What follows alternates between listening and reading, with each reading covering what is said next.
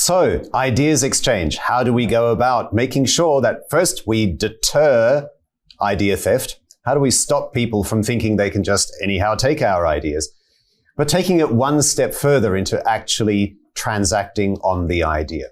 Let's say, for example, you're a freelance writer. You've pitched an idea to an editor and you think, I need to make sure that the editor then hires me to write the story rather than gives it to somebody else.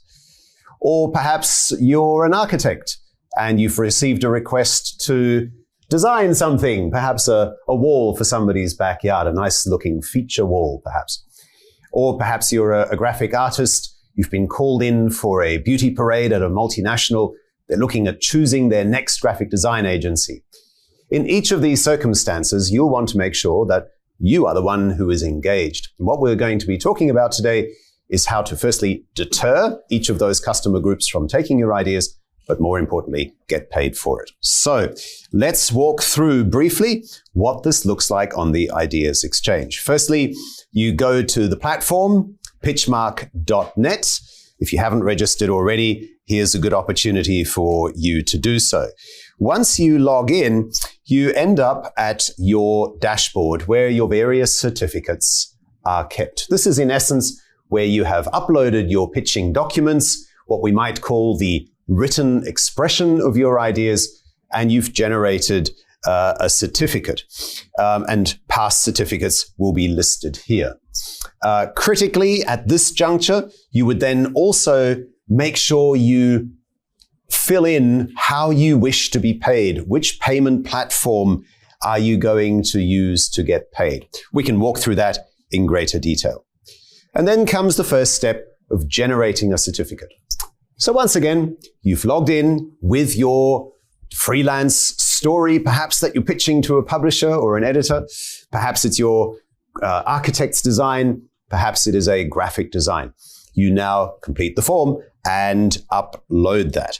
And in essence, this now creates for you a hash on the Tezos blockchain, which means there is now an indelible record that your idea exists, and you have the certificate to show that you actually pitch-marked it on a particular date at a particular time. Now, so far so good. You can already use that certificate in your presentations. When you're the freelance writer, include the certificate in your email to the editor or the publisher so that they are already on notice that you take your IP seriously. If you're that architect, already attach the certificate to the architectural drawing as you send it to the client so that the architect is once again, or rather the client is on notice that you take your IP seriously. Or once again, the graphic design agency, you're there at the multinational doing your beauty parade, doing your presentation, you include the certificate. At this stage, what you are looking to signal is that you take your IP seriously and at best, perhaps, spark a conversation about what the IP policies are. Have a conversation about your claim to the authorship of that particular idea. Currently, these conversations don't take place. That's why the prospective client tends to think that they can just drop the idea under the table and take it when you're not looking. So the deterrence effect of the certificate can't be understated. But I know what you all care about, and that is actually selling the idea. And that is, in essence, what we're now going to walk through. Back in the dashboard, you now click send in order to generate that offer for the customer. Once you click send, you get taken to the seller's page. This is what it looks like. And you now complete a variety of details. This really isn't rocket science. It's the name and the email address and the phone number of the recipient, together with a title for your document and the value of the certificate. There's other options that you can avail. One is to permanently transfer the certificate to the recipient. The other is to set certain licensing conditions. Those licensing conditions are, again, fairly commonly known. For example, is the license exclusive?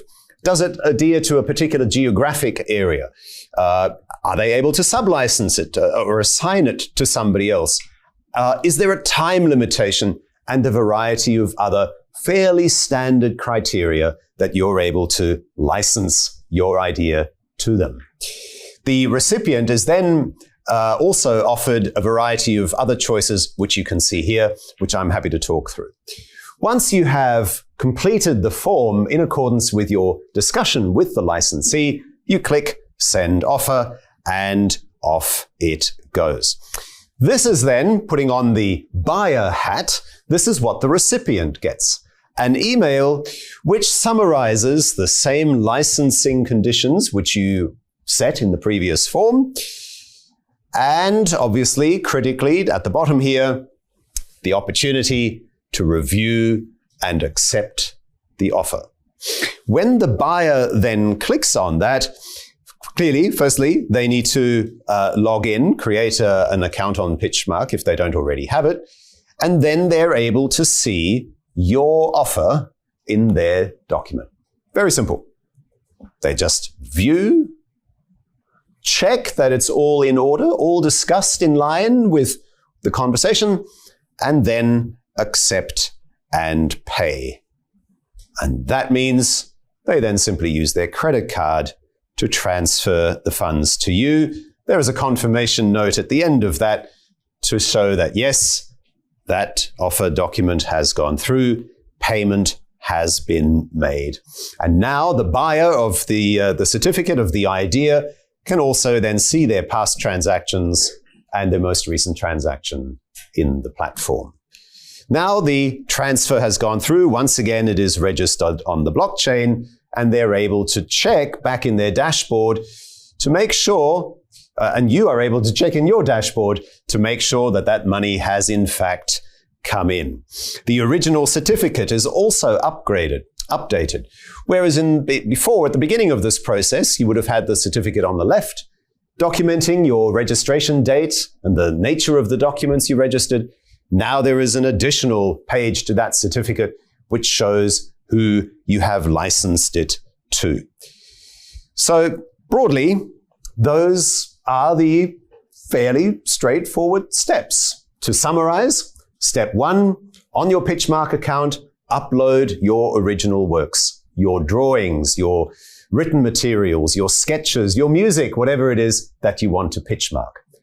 Step 2, you've generated the certificate, now show this to the customer.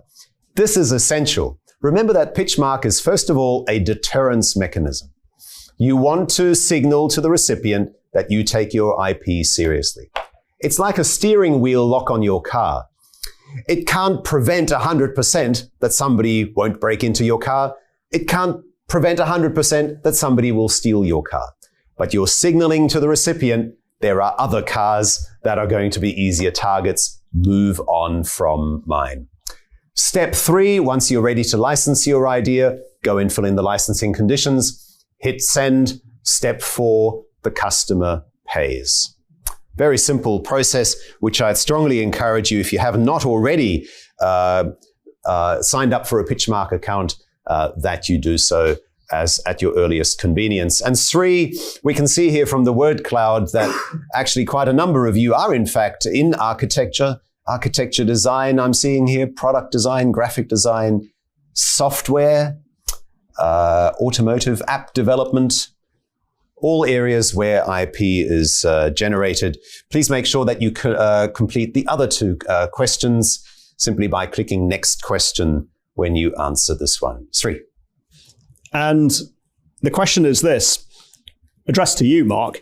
When a creator lists work on Ideas.Exchange and a license is transacted, it's the money question. What is PitchMark's fee structure, and what rights does the creator grant to the platform by listing? Yes, let me answer the second one first.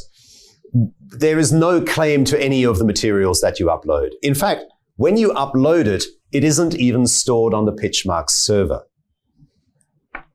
So you're sending up your document, the hash is created, but the document is not kept.